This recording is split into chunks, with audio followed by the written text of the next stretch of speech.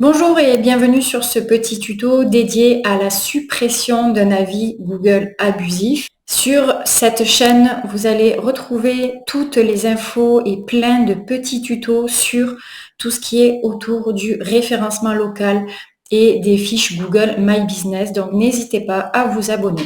Donc aujourd'hui, on va parler de comment supprimer un avis Google abusif.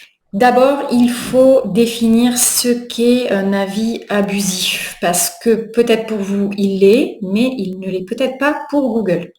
Alors, un avis abusif, c'est des propos offensants, insultants, discriminatoires, des accusations non vérifiables ou diffamatoires, donc une rumeur, voilà, une polémique qui est fausse, par exemple, ça c'est un avis abusif en fait. Ensuite, des liens promotionnels, de la publicité. Imaginons un concurrent, il vient, il fait sa pub sur un avis, ben ça c'est pas bon du tout.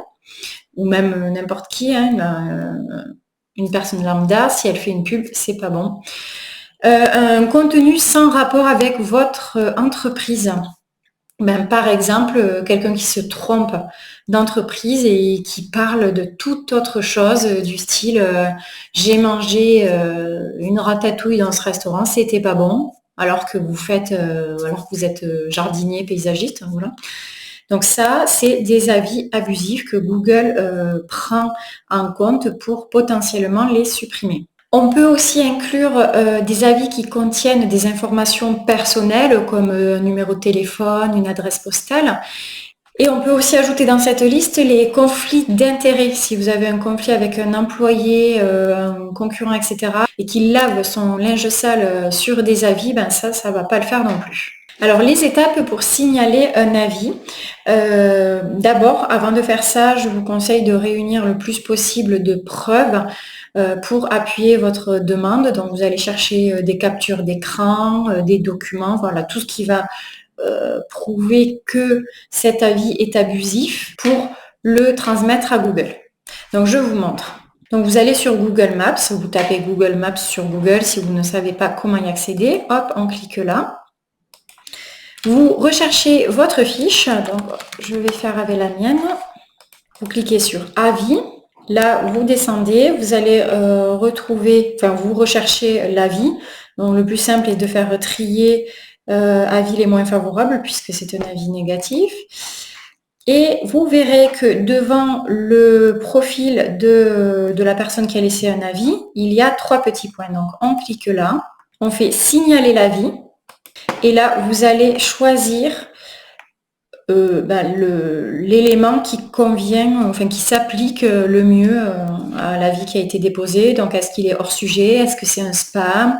Est-ce qu'il y a conflit d'intérêt, grossièreté, intimidation, discrimination, information personnelle divulguée ou pas utile?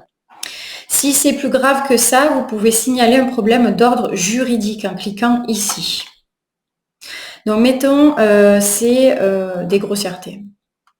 On clique là. Il vous reprécise ce que cela induit, donc grossièreté, l'avis contient des jurons, du langage à caractère sexuel explicite ou des images violentes. Si c'est le cas, donc, vous cliquez sur envoyer. Je ne vais pas le faire parce que là, bien sûr, il n'y a pas lieu d'être. Alors, combien de temps prend la suspension d'un avis? Généralement, cela va de 2 à 7 jours ouvrés. Donc, si au bout d'une semaine, vous n'avez pas de retour de la part de Google, vous pouvez relancer le processus en les contactant directement. Donc, comment on fait pour voir les signalements d'avis? Eh bien, on va sur Google. Et là, je vous conseille d'écrire « Gérer les avis établissement Google ». Vous faites une recherche. Donc, gérer les avis établissement Google. Vous lancez la recherche. Et là, vous avez Google Help, gérer les avis Google sur votre établissement. Donc, vous cliquez. Vous sélectionnez la fiche concernée. Vous faites continuer. Vous choisissez vérifier l'état d'un avis que j'ai déjà signalé et mes options d'appel. Et là, vous allez voir l'état de la décision. Donc, est-ce que c'est en attente, est-ce que c'est validé, etc. Si c'est validé, c'est supprimé. Si c'est rejeté, ça sera indiqué. Sachez que plus la violation est évidente et plus rapidement Google va réagir. Si c'est un avis insultant ou des coordonnées personnelles, ils vont réagir beaucoup plus rapidement que si c'est un avis où quelqu'un parle de faits qui se sont passés dans votre établissement, mettons. Si la suppression a été rejetée, donc vous le voyez dans décision, eh bien vous pouvez faire appel. Vous cliquez là, faire appel concernant des avis éligibles, continuer. Vous sélectionnez votre appel et vous faites continuer. Donc là, ça vous valide l'avis, ça vous ouvre un nouvel onglet qui s'appelle faire appel. Vous cliquez, vous allez arriver sur une nouvelle page et là, vous allez pouvoir plus détailler pourquoi vous voulez supprimer cet avis-là. Là, il vous demande d'indiquer la règle qui vous semble non respectée. Donc, vous pouvez cliquer là et vous avez tout un listing. Par exemple, incitation à la haine. Hop, on va copier ça, on va le marquer là. Et là, vous allez détailler pourquoi vous pensez que cet avis ne respecte pas les règles Google, la règle en question que vous avez sélectionnée. Vous confirmez et vous faites envoyer. Ils peuvent revenir vers vous et vous demander donc des preuves. À ce moment-là, vous allez pouvoir leur fournir. Ils vous répondront par email. Donc, vérifiez bien votre boîte dès que vous avez lancé cette demande. Donc, dans le cas où Google refuse de supprimer l'avis, qu'est-ce qu'il se passe? Qu'est-ce que vous allez pouvoir faire? Eh bien, le mieux, c'est de répondre publiquement de façon professionnelle, même si c'est hyper agressif, qu'il y a des insultes, etc. On ne rentre pas dans le jeu de la personne, on va répondre de façon professionnelle. Et on va expliquer la situation pour, pour que quand notre internaute voit l'échange, ils comprennent la situation, donc vous allez essayer de le tourner à votre avantage. Après, je vous conseille de multiplier les avis positifs, d'aller chercher auprès de vos clients des avis, de leur envoyer un petit lien pour recevoir un avis et d'en avoir le maximum. Après, vous allez renforcer la preuve sociale, c'est-à-dire que vous allez utiliser ces avis sur vos réseaux sociaux, vous allez essayer de demander des témoignages. Si vous avez une chaîne YouTube, vous pouvez faire des petits interviews clients, des articles de réussite de clients, des choses comme ça. Et ensuite, vous pouvez faire une seconde demande de suppression avec donc des preuves. Là, c'est quand vous aurez une réponse à l'appel. Vraiment, ils ne veulent pas.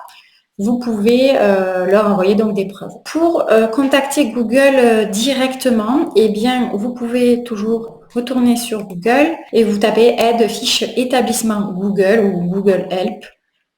Là, vous avez le terme. Vous cliquez dessus et donc en bas, là, vous aurez contactez-nous. On clique. Donc là, on choisit toujours la fiche en question. Et là, ils vont vous dire, dites-nous comment nous pouvons vous aider. Il vous faut mettre supprimer avis, par exemple. Et puis, dernier ressort, c'est le recours juridique. Là, par contre, il faut faire appel à un avocat spécialisé et voilà, amener le plus possible de documents.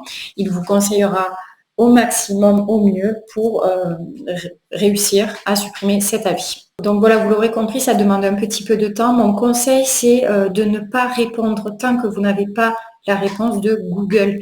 Parce que si vous engagez une discussion, ils peuvent dire, là, il y a eu des échanges, on préfère ne pas le supprimer. Donc attendez bien d'avoir un retour avant de faire cette réponse publique. Après, mon dernier conseil, c'est quand même de se remettre en question. Si une personne est mécontente, de regarder si il y a une part de vrai ou non.